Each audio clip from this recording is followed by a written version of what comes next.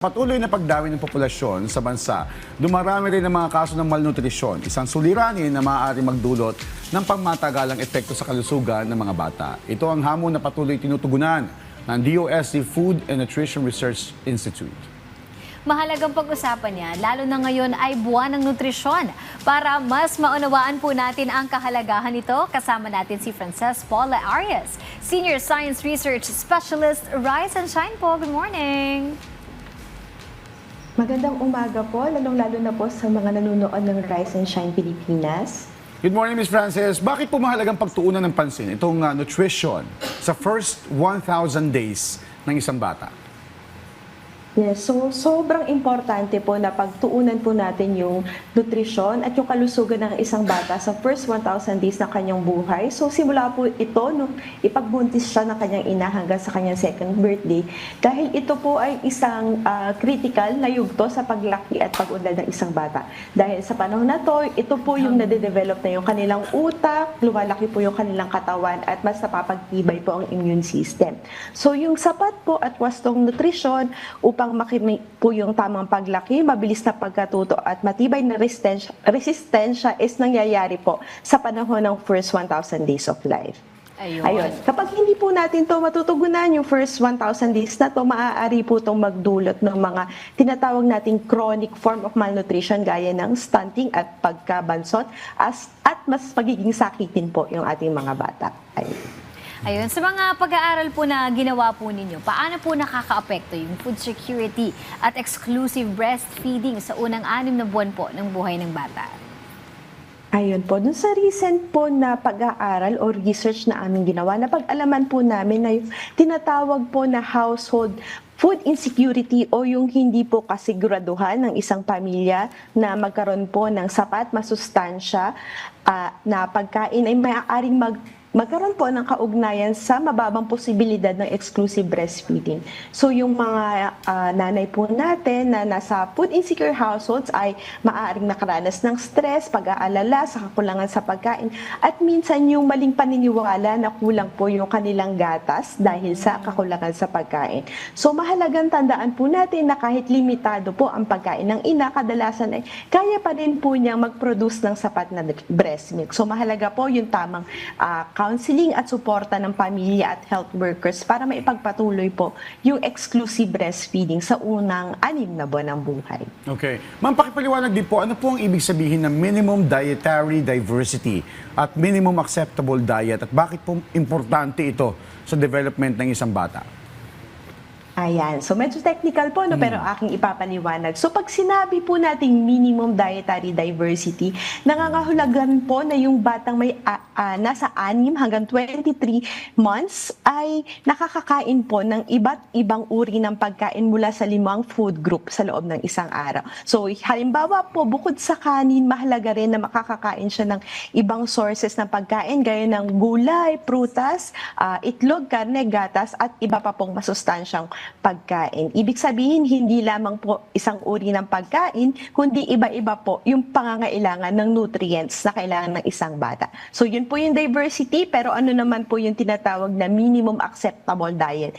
Ito po ay yung mas kompletong sukatan kasi hindi lang po yung iba't ibang uri ng pagkain yung ating tinitingnan dito, kundi kung sapat po ba yung dami ng beses ng pagpapakain natin sa isang bata sa isang araw o yung tinatawag na minimum meal frequency. So alalahanin po natin, maliit pa po yung sikmura ng bata, kaya hindi pa po niya kayang kumain ng marami. So mas mainam po na mas mapakain po ng sapat na dalas ayon sa kanyang edad. So ibig sabihin po kapag nakompleto po yung minimum acceptable diet, diverse po yung diet ng bata at in the same time siya po ay napapakain ng sapat na beses. Ayun. Ito po, ano po ba yung mga karaniwang dahilan kung bakit hindi po nabibigyan ng tamang pagkain o nutrisyon ang infants at young children? Ayan. So maraming factors po na nakaka-apekto sa pagpapakain ng mga magulang o ng mga caregivers sa ating mga sanggol at maliliit na bata. Una, maaaring kakulangan po sa kaalaman. So, hindi po alam ng ating mga magulang yung tamang pagpapakain sa kanilang mga anak, tulad ng kung kailan po ba tamang magbigay ng complementary foods o hanggang kailan po ba dapat tayo nag-exclusive breastfeeding. Minsan, yung kakulangan po sa oras kapag pareho pong nagtatrabaho o busy yung mga magulang, hindi na po nila masyadong napapagtuunan yung tamang pagpapakain sa kanilang mga anak.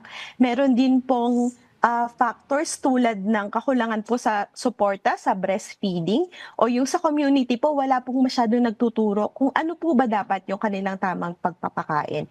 Pwede rin pong yung nangyayari pong challenges natin sa ngayon, tumataas po ang presyo ng mga masustansyang pagkain dahil dito ang pinipiling pagkain na lang po is yung mga nutrient, kumbaga yung mga mas madaling makabusog o yung mas dense po in terms of energy. So, bukod po dito, yung pinakamalaking hamon ay yun nga pong napag-aralan namin tungkol sa food insecurity dahil kung food insecure po yung ating mga households, dito po nagkakaroon na ng problema. Less likely na po nilang napapa-exclusive breastfeeding at less likely na rin po silang nakakapagbigay ng mas diverse na diet sa kanilang mga anak. Okay. Sa inyo pananaw, Ms. Frances, ano po ang pwedeng gawin ng komunidad at mga lokal na pamahalaan para masuportahan nga itong tamang breastfeeding at complementary feeding, lalo na sa mga pamilya na kararanas po ng food insecurity? Yes po.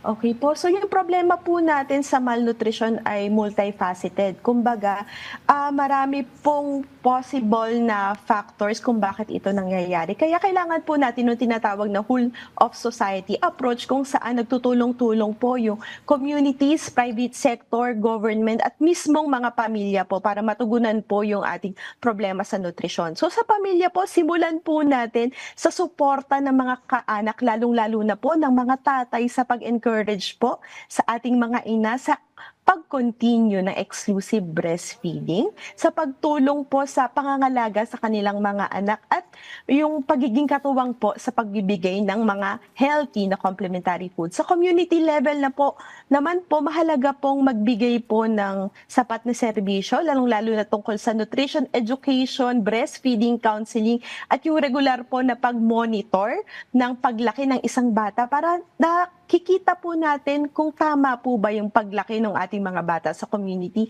And of course, para po sa ating mga LGU and private sector, mahalaga po na palakasin po natin yung ating mga programa for food security. Mahalaga po na parating nandyan yung ating maternal and child nutrition services para maibigay po natin ito sa mga mas nangangailangan at mas palakasin po natin yung mga polisiya na nagpoprotekta po sa kalusugan ng ating mga nanay at mga maliliit na bata. Ayun, ito naman po sa darating po na 52nd DOST FNRI Seminar Series, ano-ano po ba yung mga topic po na dapat abangan po ng ating mga kababayan? At may mga new innovations and researches din po ba na ipapakita po sa publiko? Of course. Yung amin pong ahensya, ang DOST FNRI, ganaping seminar series this week. Alright, maraming salamat po sa mahalagang paalala tungkol sa kalusugan. Mga ka-RSP, suportahan po natin ang mga ganitong inisyatiba para mas mapalalim pa ang ating kaalaman sa wastong pag-aalaga sa mga bata. Muli nakasama po natin si Ma'am Frances Paula Arias ng DOST FNRI. Thank you, ma'am. Thank you, ma'am. Yeah. Thank you so much po.